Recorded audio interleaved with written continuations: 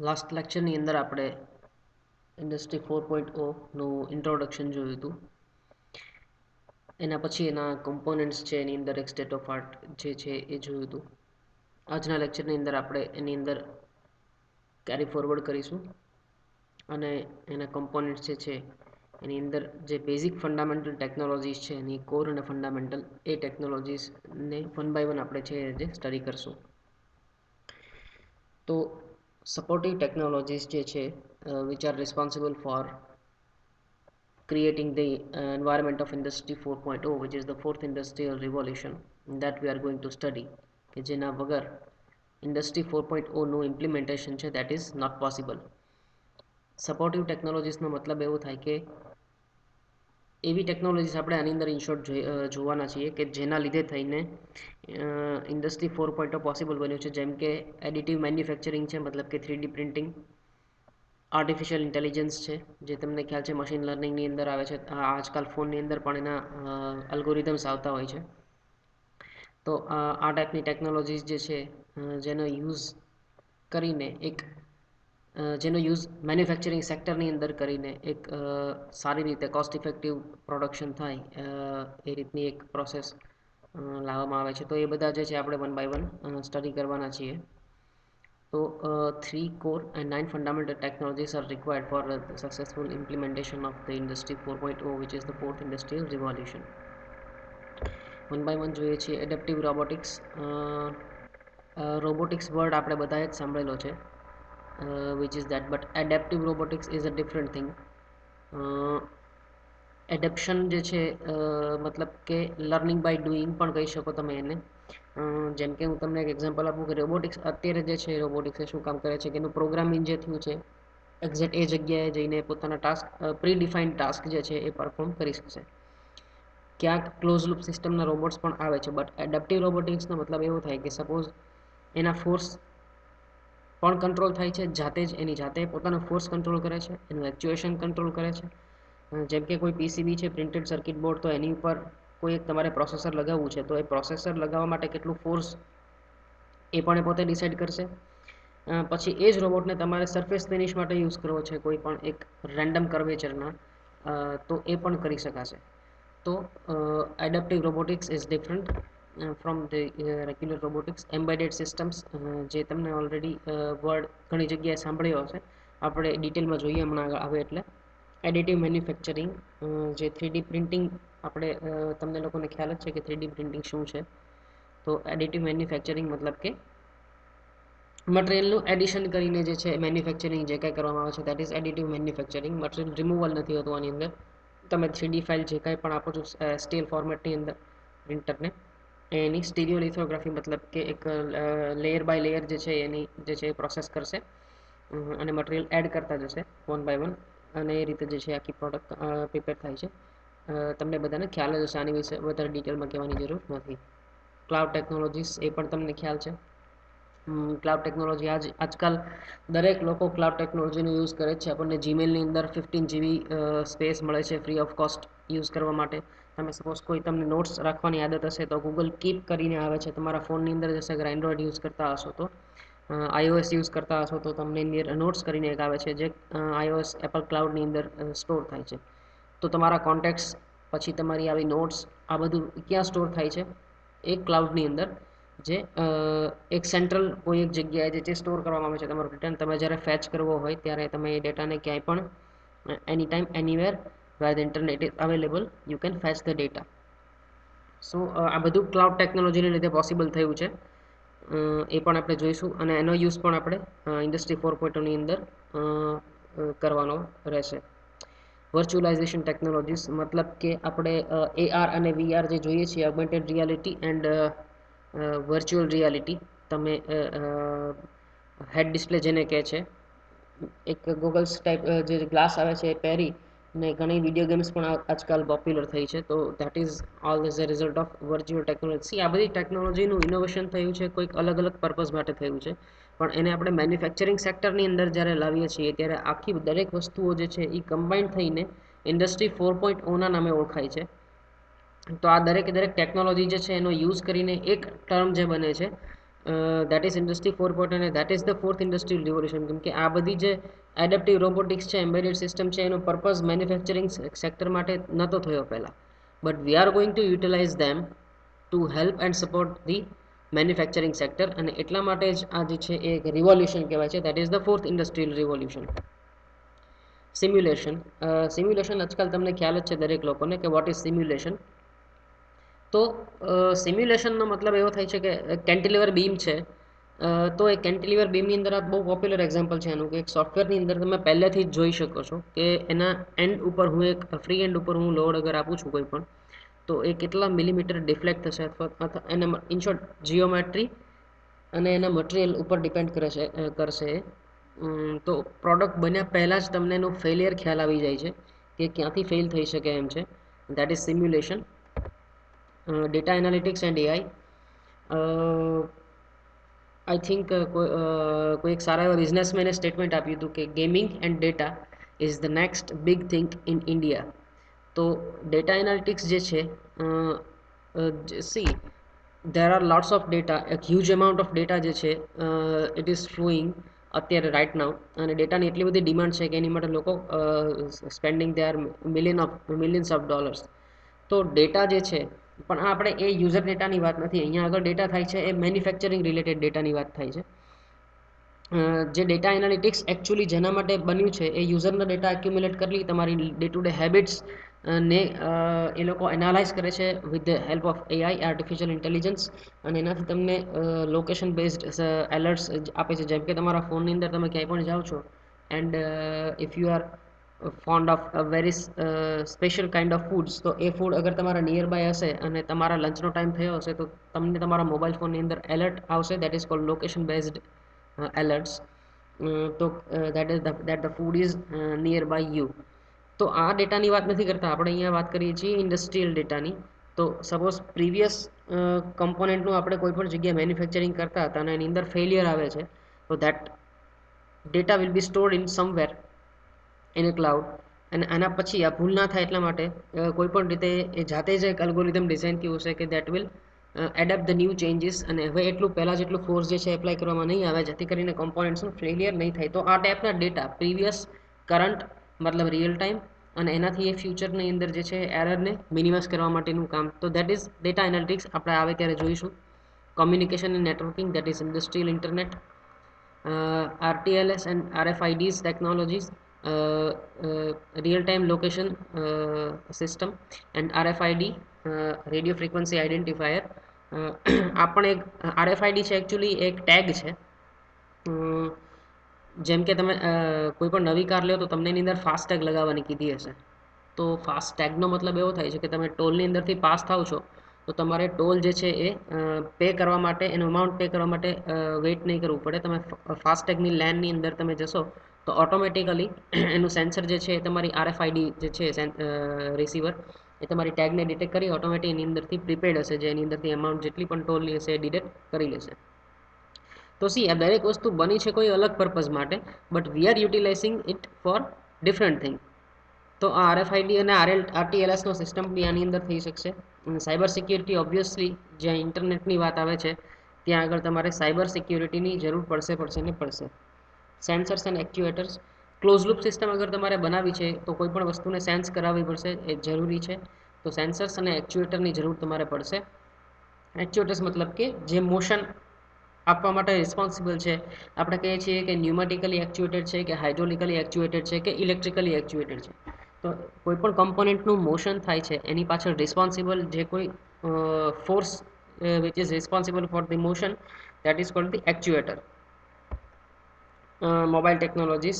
દરેક વસ્તુ આપણે આવે ત્યારે વન બાય વન જોઈએ છીએ. First one is adaptive robotics. તો સી આની અંદર બુકની અંદર જે રીતે આપ્યું છે એ જ રીતે હું લખું છું, એટલે તમને વાંચતી વખતે જે છે એ તમને થોડું વધારે ઇઝી રહે. જેટલા ઇમ્પોર્ટન્ટ પોઈન્ટ છે એ બધા હું આની અંદર કવર કરી લઈશ. As a consequence of combination of microprocessors and AI methodologies, the products, machines and service become smarter in terms of having not only abilities of computing, communication and control, but also having autonomy and sociality.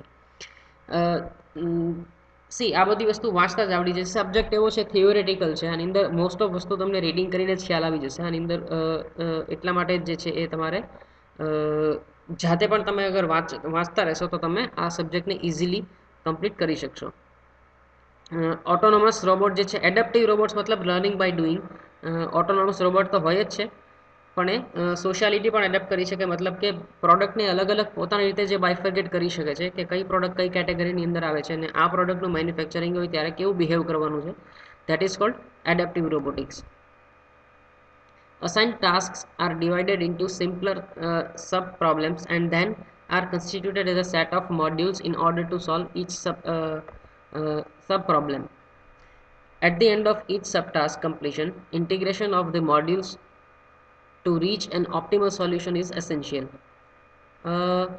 કોઈ પણ એક problem, આનો algorithm કઈ રીતે design થયો છે કે કોઈ એક પ્રોબ્લેમને સબ પ્રોબ્લેમ્સની અંદર ડિવાઈડ કરી દેવામાં આવે છે અને પછી એ દરેક સબ પ્રોબ્લેમની કઈ રીતે સોલ્યુશન થાય છે એનું એક મોડેલ જે છે એ પ્રિપેર કરવામાં આવે છે અને એના પછી at the end of each sub task completion integration of the modules to reach an optimal solution is essential. Modules એટલે કે પ્રી ડિફાઇન્ડ ટાસ્કનો એક એસઓપી જેને કે સ્ટાન્ડર્ડ ઓફ પ્રોસિજર એ ફોલો કરે છે રોબોટ અને દરેકની અંદર જે છે એ સબ પ્રોબ્લેમ સોલ્વ થાય પછી એનું ઇન્ટિગ્રેશન, મતલબ કે સપોઝ 5 રોબોટ એક ટાસ્ક પરફોર્મ કરે છે કોઈ અલગ અલગ પ્રોડક્ટ્સ ઉપર, તો એ પાંચેયનું એક ક્લાઉડની અંદર સ્ટોર થયું હશે જે કઈ વસ્તુઓ છે. તો એ ડેટા દરેક રોબોટને ખ્યાલ હશે કે robot number 3 is doing which process and A process અત્યારે ક્યાં આગળ છે. તો આ રીતે જે છે એ દરેક એક સાથે એનું ઇન્ટિગ્રેશન થયેલું હશે અને પછી એનું એક ઓપ્ટિમલ સોલ્યુશન સુધી પહોંચે છે. હું તમને એક વિડીયો પણ મેં લિંક આપી છે એની અંદર, એડેપ્ટિવ રોબોટિક્સને બહુ સારું એ વિડીયો છે. તો આની અંદર જેને એમાં બતાવે છે તમને કે રોબોટને કદાચ જ્યારે પોતાનું ફંક્શન પરફોર્મ કરે છે ત્યારે એને ડિસ્ટર્બ કરશે તો બી એ વિધાઉટ ડિસ્ટર્બિંગ એ પોતાનું ફોર્સ ફરીથી જાતે એડજસ્ટ કરશે, લોકેશન એડજસ્ટ કરશે અને ફરીથી એ કામ ઇન શોર્ટ ચાલુ જ રાખે છે પોતાનું કામ. તો એની અંદર ડિસ્ટર્બન્સ નથી આવતું. That is called adaptive robotics. One of the sub-technologies underlying adaptive robots can be given from co-evolutionary robots that are energetically autonomous and have scenario-based thinking and reaction-focused working principle. હવે આ બહુ અગત્યના term છે, સિનારીઓ based thinking and reaction focused working principal. સિનારીઓ based thinking મતલબ કે જે સિનારીઓ છે, જેમ કે કોઈ પણ પેઇન્ટિંગ રોબોટ હોય તો સપોઝ ત્યારે હ્યુમિડિટી છે એ કેટલી કંટ્રોલની અંદર હોવી જોઈએ, એ સમયે એનું ટેમ્પરેચર જે છે એન્વાયરમેન્ટ એમ્બિયન્ટ કેવું હોવું જોઈએ, તો એના એકોર્ડિંગ ટુ અગર એ પેઇન્ટનો સ્પ્રે કરે છે તો that is called સિનારીઓ based thinking and working accordingly. And reaction focused working principal, જેમ કે કોઈ એક સરફેસ ફિનિશ થાય છે, હું તમને રોબોટ જે એક લિંક આપું છું, એક ઓટોમેશન કંપની છે એન્ડ એ લોકોએ એડેપ્ટિવ રોબોટ્સ બનાવ્યા છે. એ રોબોટ જે છે શું કરે છે, સરફેસ ફિનિશ આપે છે, પણ એ સરફેસને જ્યારે તમે ઉપર ધક્કો મારવા લાગો છો તો રોબોટ પણ જાતે પોતાની જગ્યા છે, પોતાની સ્પેસ છે એ ચેન્જ કરે છે. તો એ સરફેસ જ્યારે અપ આવતી જાય છે, જેની ઉપર સરફેસ ફિનિશ કરવાનું છે, એને તમે અગર ચેન્જ કરો છો એનું અલ્ટિટ્યૂડ, તો રોબોટ પણ જાતે પોતાનું અલ્ટિટ્યૂડ ચેન્જ કરે છે. બરાબર, તો that is called adaptive robots. Next is embedded systems, મતલબ કે સાયબર ફિઝિકલ ઇન્ફ્રાસ્ટ્રક્ચર. જે મેં તમને વાત કરી હતી કે ફિઝિકલ તો ખ્યાલ છે રોબોટિક્સ છે, પણ એની સાથે તમે સાયબરને જ્યારે કનેક્ટ કરો છો, દરેક વસ્તુને ઇન્ટિગ્રેટ કરો છો એકબીજા સાથે, દરેક મશીનરીને કોઈ એક જગ્યાએ, that is called cyber physical infrastructure. Physical and digital tools should be integrated and connected with other devices in order to achieve decentralized actions. Decentralized actions નો મતલબ એવો થાય કે ઓથોરિટી જે છે એ તમે નીચેના લેવલ ઉપર જેટલું પણ આપી દો એટલું તમારું ટાસ્ક જે છે એ ડિસેન્ટ્રલાઇઝ્ડ થયું કહેવાય. એક એક્ઝામ્પલ આપું કે કોઈ એક જગ્યાએ સરફેસ ફિનિશ જે છે એ પ્રોપર નથી, તો એની ઉપર તમારે ફરીવાર કોટિંગ કરી અને પછી પેઇન્ટ કરો તો ચાલે એવું છે કે તમારે ડિરેક્ટ એનું રિજેક્ટ જ કરી દેવો પડે છે પાર્ટને. તો હવે આટલું ક્વેશ્ચન પૂછવા માટે તમારે હાયરચીની અંદર છેક ટોપ લેવલ સુધી પૂછવાની જરૂર નથી. અગર એ રોબોટ જાતે જ ડિસિઝન લઈ લે, અગર તમારી એમ્બેડેડ સિસ્ટમની અંદર જ કોઈ એવું અલ્ગોરિધમ છે કે એ રોબોટ પોતે જાતે ડિસાઇડ કરી શકે કે આ મારે સરફેસ ફિનિશ ચાલે એવું છે આગળની પ્રોસેસમાં મોકલવા માટે, તો ધેટ વિલ બી ગુડ. તો એને ઓથોરિટી અગર મળે છે તો એ કામ ત્યાં જ પતી જશે ને આગળ સુધી જવું નહીં પડે. તો that is called decentralise actions. It obtains two main functional requirements. First one, The advanced level of networking to provide both real-time data processing from the physical infrastructure and information feedback from the digital structure. હવે આ તમને વાંચીને સમજાઈ જેવું છે, એની અંદર મારે કંઈ ડિટેલમાં સમજાવવાની જરૂર નથી. Intelligent data processing, decision making and computational capability that support the physical infrastructure. એટલે આની અંદર કોમ્પ્યુટેશનલ કેપેબિલિટી પણ હોવી જોઈએ, મતલબ કે એરિથમેટિક અને દરેક જાતના જે કેલ્ક્યુલેશન્સ છે ડેટાનું ઇન્ટરપ્રિટેશન થયા પછી એ દરેક વસ્તુ એમ્બેડેડ સિસ્ટમની અંદર પોસિબલ છે. For this purpose embedded system consist RTLS technologies, sensors, મેં આરટીએલએસની વાત કરી તમને હમણાં જ, real time location system. Sensors real ટાઈમનો મતલબ એટલા માટે કે તમને પ્રોસેસ જે છે એ રિયલ ટાઈમ બતાવે કે ફેક્ટરીની અંદર, તમારી સ્માર્ટ ફેક્ટરીની અંદર કઈ પ્રોસેસ અત્યારે કયા લેવલ પર પહોંચી છે. એની ઉપરથી ડિસિશન મેકિંગ થતું હોય છે, ડિસિશન લેવાનો ખ્યાલ આવતો હોય છે. એટલા માટે જેમ કે તમને કોઈ કસ્ટમર પૂછે છે કે મારી પ્રોડક્ટ XYZ કેટલા સમયની અંદર પૂરી થાય એમ છે, તો smart factory will answer in single click. એટલા માટે તો sensors, actuators, controllers and network systems that data or information is being transferred from every device. પછી આવે છે એડિટિવ મેન્યુફેક્ચરિંગ. આની વિશે મારે તમને વધારે કહેવાની જરૂર નથી, તમને ખ્યાલ જ છે કે additive manufacturing that is 3D printing. છતાં પણ એક વખત વાંચી જઈએ કે it is a set of emerging technologies that produces 3 dimensional objects directly from digital models, જે આપણે સોફ્ટવેરની અંદર બનાવતા હોઈએ છીએ થ્રુ એન એડિટિવ પ્રોસેસ. મતલબ કે મટીરિયલનું એડિશન થાય છે, particularly by storing and joining the products with proper polymers, ceramics or metals. Depend કરે છે કે કઈ ટાઈપનું 3D પ્રિન્ટર છે અને યુઝરને છે એ કઈ ટાઈપનું જે છે એ ફિનિશ પ્રોડક્ટ જોઈએ છે. The layers, which are measured in microns, are added by numerous of times until the three-dimensional models or object arises. જેમ કીધું એમ કે layer by layer STL file તમે જે ઇમ્પોર્ટ કરાવો છો પ્રિન્ટરની અંદર, તો લેયર બાય લેયર જે છે એ મટીરિયલનું એડિશન થઈને એ ફાઇનલ પ્રોડક્ટ બનાવે છે. Raw materials can be in the form of liquid, powder or sheet and are especially comprised for plastics, other polymers, metals or ceramics. Depends on 3D printer and user requirements. પછી આવે છે cloud technologies. Cloud means both cloud and computing, मतलब એ શું include કરે છે? It includes both cloud computing and cloud based manufacturing and design. ક્લાઉડનો use અત્યારે આપણે શું કરવા, શેની માટે કરીએ છીએ કે ખાલી ડેટા સ્ટોર કરવા માટે અને જ્યારે આપણને જરૂર પડે ત્યારે રિટ્રાઈવ કરવા માટે. જેમ મેં તમને વાત કરી કે ગૂગલ કીપ જે છે એ નોટ્સને, તમારા રાઇટિંગ્સને અથવા ઇમેજીસને એક જગ્યાએ પર્ટિક્યુલર સ્ટોર કરે છે અને જ્યારે તમારે જોઈએ ત્યારે એ ડેટા ત્યાંથી તમે રિટ્રાઈવ કરી શકો છો. બટ ક્લાઉડ બેઝ એથી દેટ પછી એ સ્ટોરેજ થયું. બટ આની અંદર આપણે કમ્પ્યુટિંગ અને મેન્યુફેક્ચરિંગ જોઈએ છે. કમ્પ્યુટિંગ મતલબ કે કોઈ ડેટા એની અંદર સ્ટોર થયેલો છે તો તમે ક્લાઉડની અંદર જ તે એનું કેલ્ક્યુલેશન જે છે એ પણ ક્લાઉડની અંદર થશે, સિંગલ જગ્યાએ, કોઈ એક જગ્યાએ. જેમ કે મેં તમને હમણાં જ એક્ઝામ્પલ આપ્યું કે યુઝર તમને કહે છે કે મારી પ્રોડક્ટ 2 દિવસ વહેલા ડિલિવર કરવી છે, તો if it is possible please let me know. તો તમે શું કરો છો? ક્લાઉડ ટેકનોલોજીનો યુઝ કરીને તમારા જેટલા પણ ડેટા સ્ટોર થયેલો છે કે તમારી પાસે જેટલા ઓર્ડર પેન્ડિંગ પડ્યા છે એ દરેક પેન્ડિંગ ઓર્ડરની મેન્યુફેક્ચરિંગ ટાઈમ, અત્યારે જો એને મેન્યુફેક્ચરિંગ ટાઈમ 2 દિવસ લેવા માટે આપણે અલ્ટર કરવું હોય તો શું કરવું પડે, ચેન્જીસ, એ દરેક વસ્તુ તમને ક્લાઉડ ટેકનોલોજી જે છે એ જ કરીને આપશે. રાઈટ, તો that is called cloud computing and cloud based manufacturing. જેમ કે ઇન્વેન્ટરીની અંદર સપોઝ તમે એમ કહો કે મારે અત્યારે રો મટીરિયલ ઓછું છે, અત્યારે ઓર્ડર આપશો એટલે 5 દિવસ પછી આપણી પાસે આવશે, તો એ 5 દિવસની અંદર મને અત્યારે મારું પ્રોડક્શન સ્ટોપ ના થવું જોઈએ. તો પ્રોડક્શન છે એ પણ ડિરેક્ટલી કેટલે પહોંચ્યું છે એ ડેટા તો એની પાસે હોવો જોઈએ, તો એને ખ્યાલ આવશે ને. તો ક્લાઉડમાંથી પણ તમે એને કમાન્ડ આપીને મેન્યુફેક્ચરિંગ કરાવી શકો છો અને આ રીતે એનું કોમ્પિટિશન પણ કરાવી શકો છો. તો cloud manufacturing implies the coordinated and linked production that stands available on demand manufacturing. બરાબર, કે as and when required data જે છે એ હંમેશા રિયલ ટાઈમ ડેટા જે છે એ હંમેશા ક્લાઉડ ટેકનોલોજી સાથે કનેક્ટેડ છે, so that it can detect the ongoing production.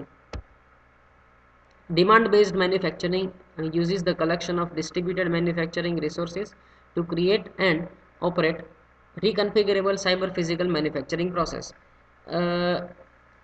તો જાતે જ જે છે એ પોતે એબલ હશે સાયબર ફિઝિકલ સિસ્ટમને રીકન્ફિગર કરવા માટે જેમ મેં તમને એક્ઝામ્પલ આપ્યું હમણાં જ કે અગર મારે 2 દિવસ પ્રોડક્શન વહેલા લેવું છે તો મારે કઈ પ્રોસેસને હું ચેન્જ કરું તો દેટ વિલ બી પોસિબલ.